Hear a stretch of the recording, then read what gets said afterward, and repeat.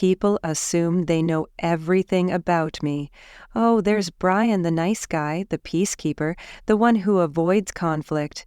That's all they think I am, as if being considerate somehow makes me weak. "Hey, I'm Heidi," she'd say, grinning. "You know what's funny about Brian? He's like this big teddy bear who'd rather hug it out than get into a fight. It's endearing most of the time, but every now and then I just want to grab him and shake him. Come on, stand up for yourself." Like last week at the coffee shop, when some guy blatantly cut in front of him. What did Brian do? He smiled and stepped back. "It's not worth the trouble," he told me later, casually brushing it off.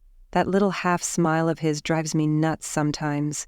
"You're too nice for your own good," I teased, giving him a playful jab on the arm. He rolled his eyes, probably thinking, here she goes again. But seriously, who lets people walk all over them like that? And don't even get me started on the gym incident. There was this guy hogging the bench press, and Brian had been waiting forever. When I suggested he say something, he just wandered over to the treadmill instead. "There's always tomorrow," he said, like it was some kind of Zen philosophy. "What, are you afraid?" I teased, my tone light but pointed. He gave me that familiar look, a mix of annoyance and resignation. Lately it's become a regular thing. But hey, if he can't handle a little ribbing from his girlfriend, what kind of relationship do we have? I get it. Brian's all about picking his battles and avoiding unnecessary conflict. He's got this whole calm, philosophical approach to life, convinced that fighting is rarely worth the energy. Sometimes, when we're hanging out with friends, I'll share these stories, and everyone cracks up. Brian usually joins in, though lately I've noticed his smile doesn't quite reach his eyes. Still, that's just how we work, right? I'm the fiery one and he's the calm counterbalance. I push, he gives. It's our rhythm, and for the most part, it works. Tonight should be fun. We're meeting the usual group at Murphy's Bar. Nora, Mike, probably Tom and Jessica too. It's our go-to Friday night spot. Nothing fancy, just drinks, laughs, and maybe some darts if we're feeling competitive. I'm putting on my favorite red top, the one Brian says makes my troublemaker smile stand out, whatever that means. He's picking me up in 20 minutes, and I'm already planning to tease him about his peaceful warrior mindset. The guys at the bar love my Brian stories. But when he picked me up earlier, something felt different. His jaw was tight, the tension obvious in his expression. He was unusually quiet during the drive, and when I brought up how he avoided that argument with his coworker yesterday, he didn't even smirk. Still, I brushed it off. That's just Brian, I figured. He'll loosen up after a couple of drinks. Tonight will be like every other Friday. Me poking fun, him rolling with it, and everyone laughing along. Or at least, that's what I thought. If I'd known what was coming, I might have held my tongue for once. People think they've got me figured out. Brian, the nice guy who avoids conflict, the considerate one who never stirs the pot, as if being thoughtful is a sign of weakness. I'm sitting in my car outside Heidi's place, my fingers tapping the steering wheel as I try to steady the storm inside me, one that's been building for weeks, maybe months. The engine's running, but I haven't honked to let her know I'm here. I need a few minutes to myself. The truth is, I don't avoid conflict because I'm afraid. I steer clear of it because most of the time, it's pointless. That guy who cut in line at Starbucks last week? Sure, I could have made a scene, puffed up my chest and demanded my spot. But for what? 5 minutes of drama over a coffee? It's just not worth it. Heidi doesn't see it that way, though. To her, every slight is a challenge. Every disagreement, a battle to win.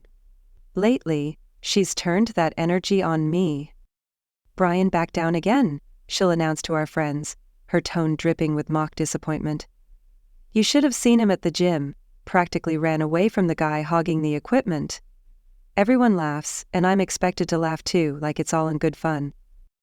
I exhaled, watching a couple stroll by, hand in hand. That used to be us, before Heidi's teasing turned sharper, more pointed, before every gathering became an opportunity for her to showcase how soft I am. Last night at dinner, she told the story about me avoiding an argument with my coworker Dave. What she didn't mention was that Dave's going through a messy divorce, drinking too much and picking fights with everyone. Stepping back wasn't cowardice, it was empathy. But how do you explain that to someone who sees every confrontation as a test of manhood? My phone buzzes. It's Heidi asking if I'm here yet. I text back a quick yes, my knuckles tightening around the phone. The frustration that's been building is getting harder to suppress. Every joke at my expense, every eye roll, every time she calls me a coward, it chips away at something inside me. I tried to talk to her about it last week. Heidi, I said, the constant teasing, it's wearing me down. She laughed it off, calling me sensitive. You know I'm just playing around, she said.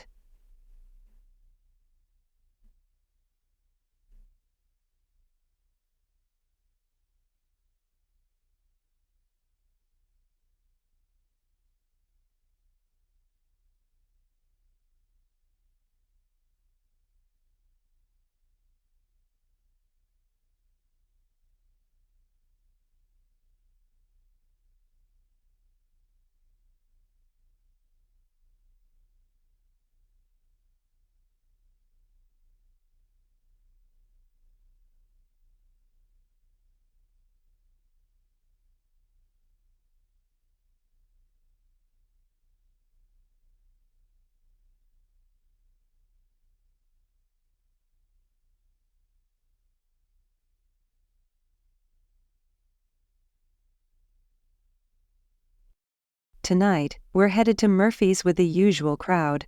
I can already predict how it'll go. Heidi will have a few drinks, get louder and more animated, and turn me into the punchline of her jokes. Everyone will laugh because that's how our dynamic works.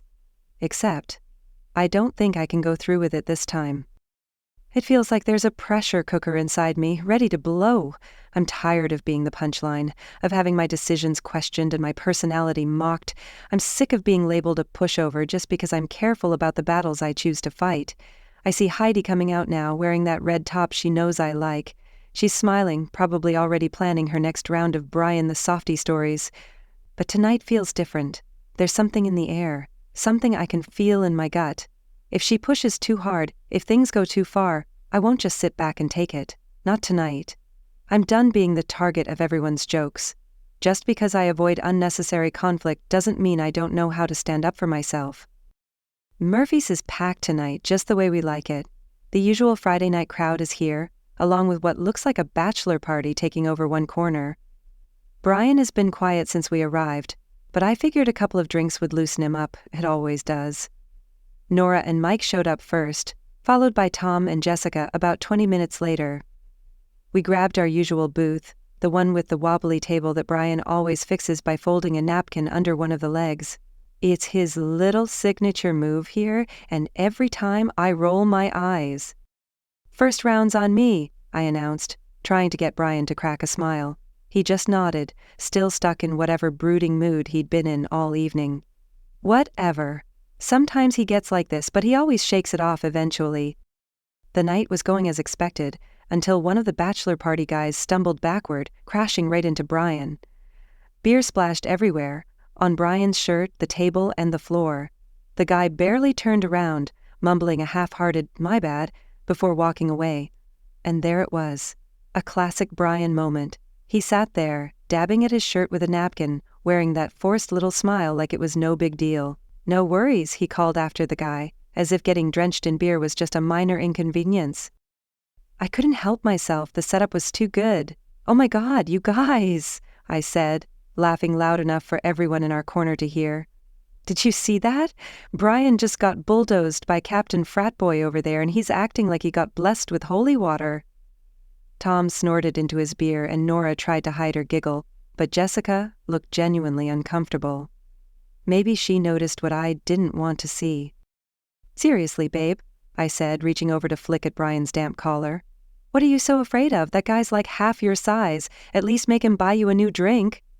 The bachelor party guy, still within earshot, turned around at my words. "Something wrong over here?" he called, swaying slightly. Brian shook his head, still wiping at his shirt. "We're good," he said, his voice tight and controlled. "No, we're not good," I pressed, the alcohol making me bolder. "My boyfriend here's just too chicken to tell you what he really thinks. He'd rather sit here soaking wet than stand up for himself. Isn't that right, babe?" And that's when I saw it, the shift. It wasn't gradual like the slow fade of a sunset, it was sudden like a light switch flipping off. Brian went completely still and his face, God, I'd never seen that expression before. His eyes turned cold, hard like ice, and his jaw clenched as if something inside him was cracking. The laughter from our friends died instantly. Even the bachelor party guy seemed to sense the change. He backed off, melting into his group. Brian, I said, my voice softer now. Come on, I'm just teasing. You know me. But did he? Because the person staring back at me across the table wasn't the Brian I knew. This wasn't my easygoing boyfriend who brushed everything off. This was someone else. Someone who had been pushed too far, for too long. I should have stopped. Should have read the tension in the air. But I'd had just enough to drink to make me stupid. Just enough laughter from my friends to make me reckless. What's wrong, babe? I asked, trying for a playful tone but hearing the edge in my voice. Did I hurt your feelings? Want me to fight your battles for you? That was it. The moment I crossed the line. I knew it as soon as the words left my mouth. But by then, it was too late. Way too late. I had no idea that my next memory of this night would be watching Brian's back as he walked away, that this would be the last time he'd let me call him babe. The glass hit the table with a crack, beer spraying across the surface, mixing with what had already soaked into his shirt. The laughter stopped. Silenced, as if someone had flipped a switch. Enough, Brian said, his voice rough and gravelly. Shut the hell up. All of you. He stood, his fists clenched at his sides. The silence was absolute. Even the guys from the bachelor party were frozen, watching. Nora's face had gone pale. Tom wouldn't meet Brian's eyes. And Jessica was stuck mid-sip, her wide eyes peering over the rim of her glass. My heart pounded in my chest, the sound deafening in the stillness. Years of pent-up frustration and swallowed anger surged out of him like a tidal wave. You all think I'm some kind of joke, that I'm weak because I don't go looking for trouble. Well, guess what? I'm done. You hear me? Done! His chest rose and fell heavily as he spoke, the rage he'd buried for months, maybe years, finally spilling out. Someone at the next table whispered, but a sharp glare from Brian made them recoil. If any of you disrespect me again, he growled, his voice low and dangerous, I'll handle it, and trust me, you won't like how I handle it. Tom tried to laugh it off, that awkward chuckle he always uses when things get tense, but no one else dared to make a sound. I slam my palm against the table, sending glasses clinking together. Nora jumps in her seat. Come on, man, we were just what? I cut Tom off, my voice sharp and cold. He shrinks back into his chair, his words dying in his throat. Across the bar, the bachelor party guy who spilled his drink earlier suddenly finds something fascinating to stare at, far away from our table. Then my eyes land on Heidi. She's frozen, that smug smile finally wiped off her face. Her lips part as though she's about to say something, but, for once, she's silent. And you, I say, my voice dropping to a chilling calm, you think I'm weak because I don't pick fights? You think I'm just here for your amusement, some kind of joke you can mock whenever you feel like it? Well, guess what? The show's over. She reaches for my arm, her face pale. Brian, please. I jerk away, her touch like fire on my skin. Don't. Just don't. If you want someone to tear down so you can feel better about yourself, find someone else. We're done. The silence in our corner is suffocating. Even the general hum of the bar seems to fade, like the entire room is holding its breath. Nora stares at her hands. Tom avoids my gaze entirely. Jessica, ever sensitive, sits frozen, tears brimming in her eyes. I'm done, I say, my tone icy and final. And if any of you ever try to use me as your entertainment again, you'll find out just how soft I really am. I turn on my heel and walk straight for the door, brushing past a guy who doesn't get out of my way fast enough. Behind me, chairs scrape against the floor, and I hear Heidi calling my name, her voice rising with panic. The cool night air hits my face as I shove open the door, my hands trembling, not from fear, but from adrenaline surging through me. It feels like electricity coursing through my veins as I stride across the parking lot. Heidi's voice follows me, desperate now, her heels clicking frantically against the pavement. "Brian, wait!" she cries, her tone breaking.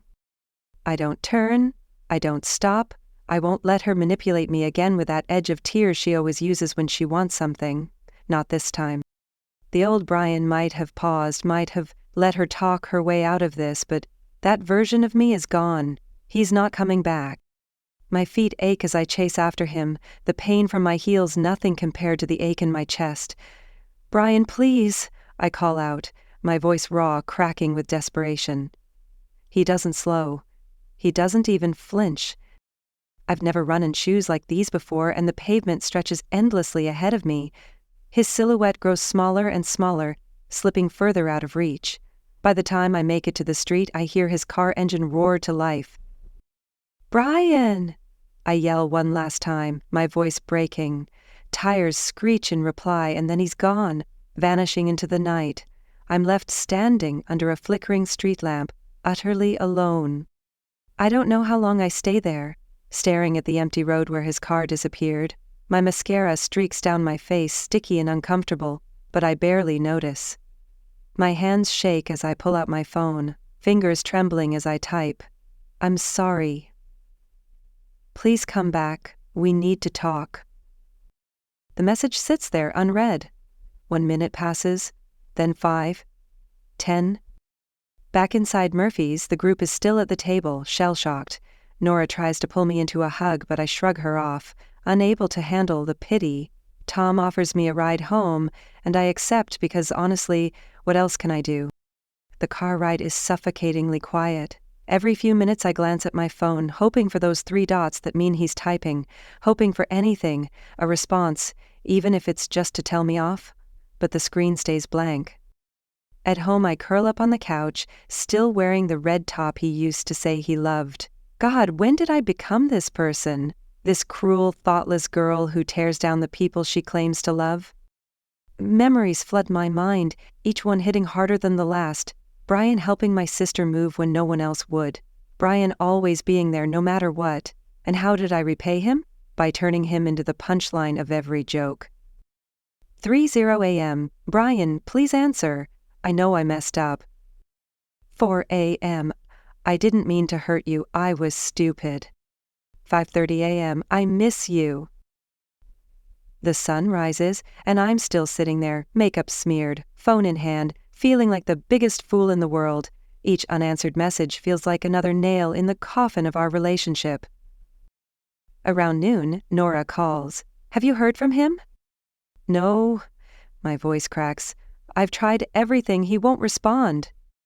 "Give him time," she says gently. But we both know the truth. The Brian who walked out of that bar last night isn't the Brian who forgives and forgets. I scroll through old photos, torturing myself with memories. There he is, smiling at the beach last summer, laughing at my sister's wedding, making pancakes in my kitchen, always patient, always kind. He'd take every jab and every joke with a little shake of his head, until he couldn't anymore, until I pushed him too far. The worst part is, I can't even blame him. Every time I closed my eyes, I see his face from last night, the hurt, the anger, the moment I broke him. It wasn't just the teasing, it was the way I disguised my cruelty as humor, my need to be in control as strength. A week goes by, his social media goes dark, our mutual friends start taking sides. Most of them his. I can't blame them for that either. Finally, I type one last message. I get it now. I'm sorry I never saw how much I was hurting you. You deserve better. I hope someday you can forgive me, but I understand if you don't. The message sends, joining the rest in the one-sided conversation. A notification flashes. Read. For the first time, he's seen one of my messages. My heart leaps into my throat when I see those 3 dots appear. And then they vanish. No reply.